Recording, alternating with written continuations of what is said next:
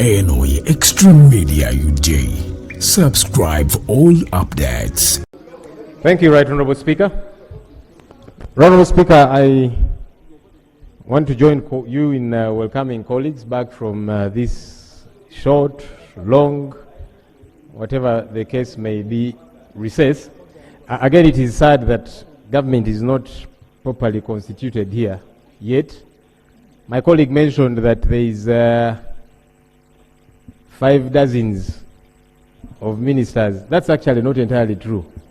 There are 6.5 dozens when you to do the math. So it's important that representation here gets to be good. Honourable Speaker, I have 2 quick issues. There's a lot that's been happening during recess, but now that we are here, I thought that I would bring these 2 quick issues to the attention of government.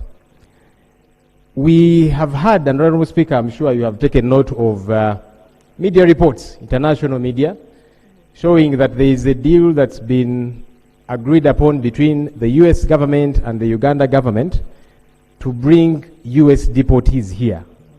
We don't know whether they are former criminals or whatever or current, whatever the case might be. The Minister of State for Foreign Affairs, Honourable Okello Oryem, denied these reports initially, but then the reports persisted days later.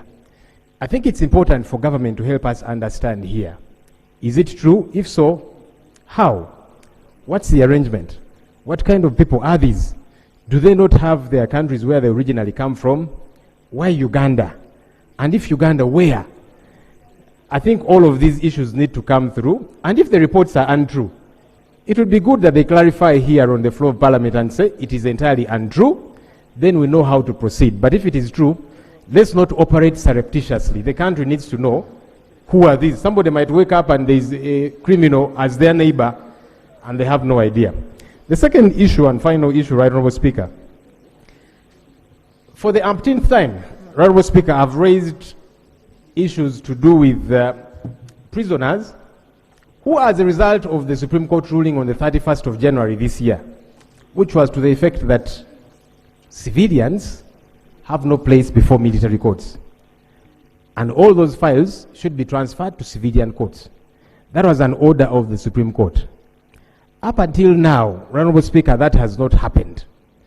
Each time we raise the issue here, the Attorney General has said, well, Article 120, the DPP cannot be ordered around. The DPP, who is now exiting that office to become principal judge, has not moved. We get back to you, government. What is happening? Honourable Speaker, there has been 2 recent rulings. One, Sechitole Koyasin, also known as Machete versus Uganda, and another, Agaba Anthony, also known as Bob Young versus Uganda. These 2 were sent to jail by the court-martial. Now, the court-martial is functus official, no longer has any jurisdiction over them. They went to the High Court to seek bail as their cases get to be processed whichever way. There is 2 rulings here, one by the Honourable Justice Professor Andrew Hauha and the Honourable Justice Emmanuel Baguma that I want to lay here. These rulings are to the effect, court was saying, we cannot entertain a matter which has not been properly brought before us as the High Court. So the High Court was saying, the Supreme Court said those files should be transferred to the civilian courts, the High Court. That has not happened yet. And so court is saying, you go back to jail because for us we don't have any authority over you. There is ping pong, Right Honourable Speaker. Rights are being trampled upon. Justice is not being served. Where should these people go? Because that would also mean they are illegally in jail.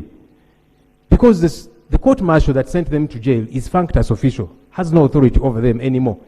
The High Court, which should be entertaining their matters, is saying, you're not before us, we don't know you. Where should they run to? Honourable Speaker, government needs to clarify this matter. Are they in perpetual violation of a Supreme Court ruling? What's happening exactly? We need to know. And I've tabled the rulings, Right Honourable Speaker. Ready to congratulate you for your victory against the former Speaker. But I had also thought that the NRM would be generous to celebrate with us what transpired in Kololo. We saw chairs flying in air. But I thought we'll start with congratulating you, the Speaker of Parliament, for your big victory. But related to that, Madam Speaker, in this political season, because I saw you in the last parliament, we were celebrating smaller things. The former speaker was about, I don't know how many years, you brought flowers here for her. So I thought when you contest and win an election, Parliament should congratulate you, because in the past it has congratulated the smaller things. So, Madam Speaker, Honorable can I Ssemuju, raise my issue, Madam Speaker? Honorable Ssemuju, those are our internal matters for NRM.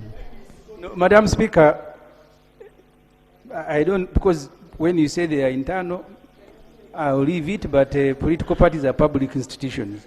But for me, Madam Speaker, another issue related to politics. The deteriorating civic space. I have just had a conversation with this State Minister for Foreign Affairs. I had a smaller meeting this afternoon as MP for Chira Municipality with my constituents near where you get the police. The tents have been confiscated.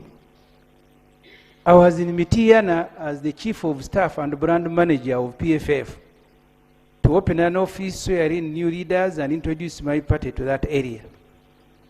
Police said you cannot have a meeting in a tent, maybe you go in a hall.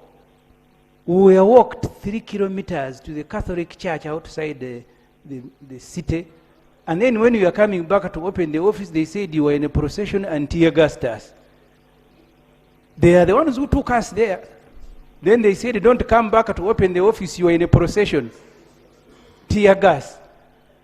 So I wanted you, Madam Speaker, since we have the Minister of Internal Affairs, tell us if political parties are banned. If an MP cannot address a meeting in his constituency, that we should go and look for permits. Our leader, Dr. Kizza Besigye, who fought for the freedom of this country, remains in jail 8 months later. The one who was tweeting President Museveni when he was sick in Ruwero. And that's why, by the way, when you are defeating the Honorable Kadaga, I was very happy. The senior people have conspired to let down the country. You want to take away my happiness? It is mine, it is personal.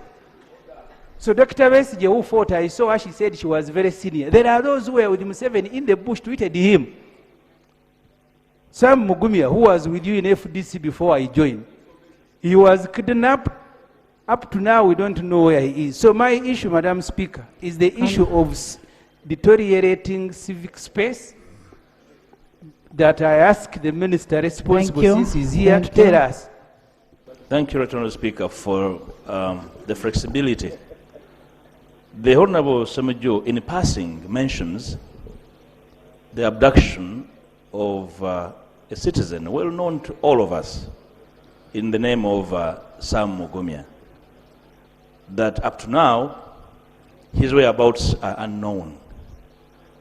Will the Ministry of Internal Affairs volunteer information to this country whether he's in knowledge of the whereabouts of one Sam Mugumya or not, and if he does know where he is, to understand why he's not anywhere in any court, and whatever is happening to him, that his family can have an idea of how to rescue him in a formal way.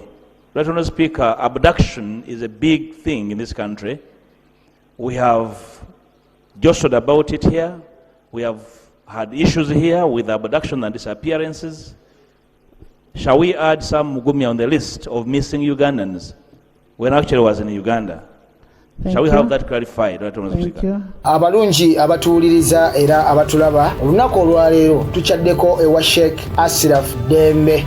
Sebo sanyusa okubalaba amannya agange ye Seeka Asiraf Dembe akola ku bizibu by'enjawulo. Omuntu singa aba alina ebirwadde musomereddwa tunywa amazzi ga lukuya nga bw'obadde ogalaba, tugenda abantu ku kyoto ne twokya emizimu emibi egibabaamu n'okulombeddwa abantu singa abeera ng'ali wano atuuse sobola okumulombereddwa ne waba atatuuse nga wadde amannya ge nga ali wala neetaase enamba yange yeeno eri 0701763711 nammwe bannyinaffe abali ebweru oyagala okuba nti oyagala okulombera ku ddwa ng'olina ebizibu viza zibuze amaka gakolongotana sente zikola zimpita mu ngalo ojja kumpeereza ekifaananyi kyo n'amanyago ebyo byokka bijja kummala nja kukulombera edduwa ojja kutereera olunaku olusembayo mu mwezi mba n'edduwa eyawamu ffenna n'abalwadde bange abakadde n'abapya. Salaamu alaikum warahmatullahi wabarakatuh.